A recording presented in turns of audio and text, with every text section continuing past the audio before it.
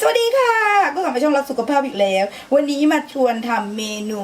ง่ายๆเลยนะคะก็คือลูกชิ้นอกไก่คลีนค่ะก่อนไปดูอย่าลืมกดไลค์กดแชร์และกด Subscribe ให้ช่องรักสุขภาพก่อนเรามาเริ่มขั้นตอนแรกกันค่ะใส่อกไก่ลงไปเลยค่ะ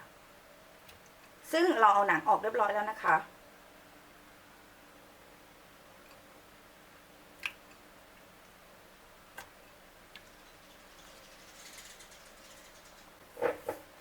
ตามด้วยเกลือนะคะเป็นเกลือสีชมพูค่ะเศษ1/8 ช้อนชานะคะ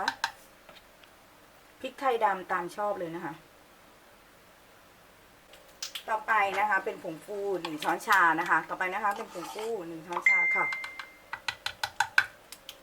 แข็งประมาณ1 ก้อนนะคะแล้วเราปิดฝาเดี๋ยวเรามาปั่นกันค่ะ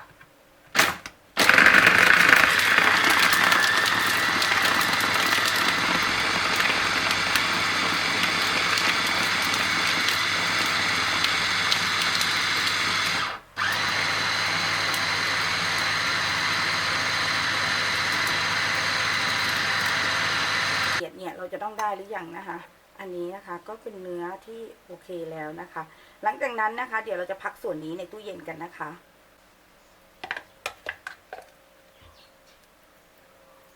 นี่นะคะมันก็จะได้เนื้อแบบนี้เด้งดึงเลยนะคะก็เป็นลูกชิ้นที่แบบอร่อยมากๆใครที่ชอบในส่วนของพริกไทยเยอะๆสามารถใส่เพิ่มได้นะคะ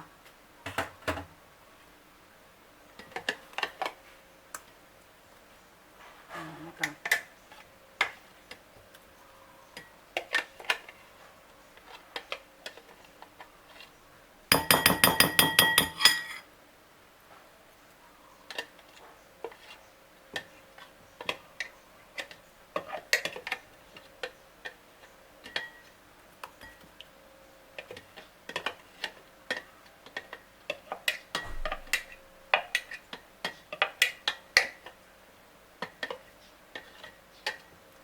ใส่ในตู้เย็นกันเลยค่ะ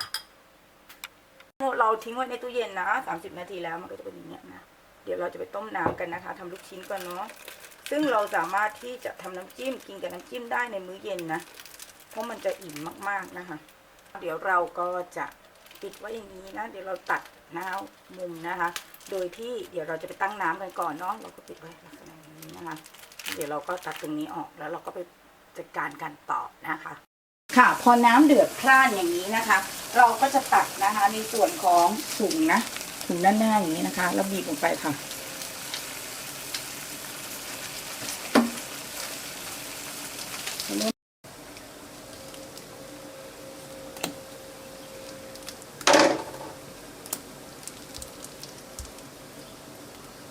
เราก็ทำเป็นก้อนๆกันนะคะเห็นไหมคะก็ทำง่ายนะคะเป็นลูกชิ้นไก่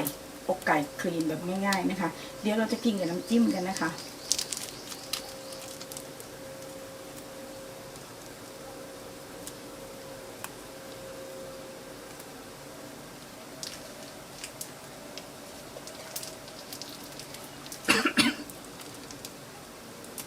เดี๋ยวเรารอลูกชิ้นขึ้นนะคะแล้วเราก็ตักทีเดียวเลยนะคะแล้วก็ไปเสิร์ฟกัน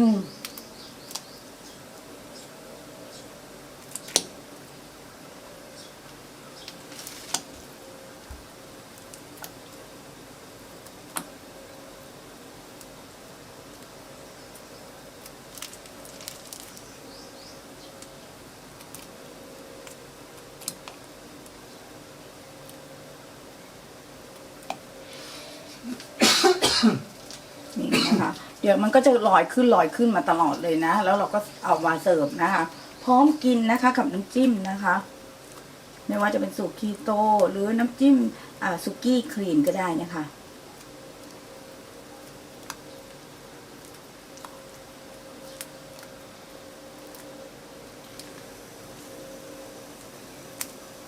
รอให้มันเดือดเนาะ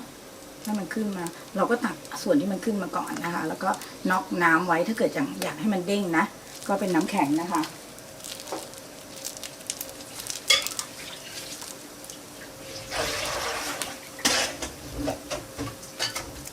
หรือถ้าเกิดธรรมดาก็ไม่ต้องน็อกน้ำก็ได้นะคะเพื่อนๆก็เอาไปเสิร์ฟได้เลยนะคะเดี๋ยวเราจะเอาตะแกรง น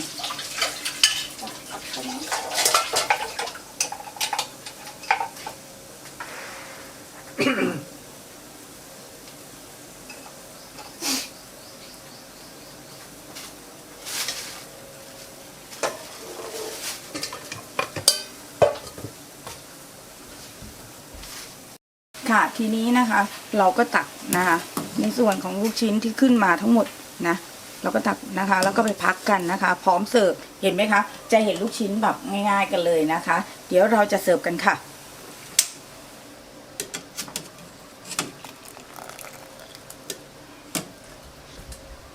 คือตัวเองเอาตอนนี้เปิดตรงห้างไง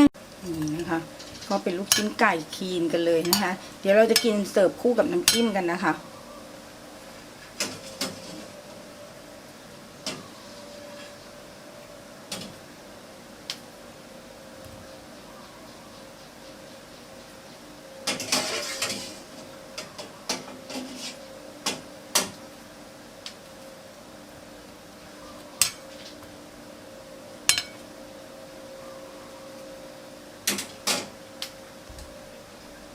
เดี๋ยวเรามาเสิร์ฟกันเลยนะคะก็กินกับน้ำจิ้มสุกี้นะคะง่ายๆเลยนะคะในมื้อเย็นนะคะเดี๋ยวเราจะ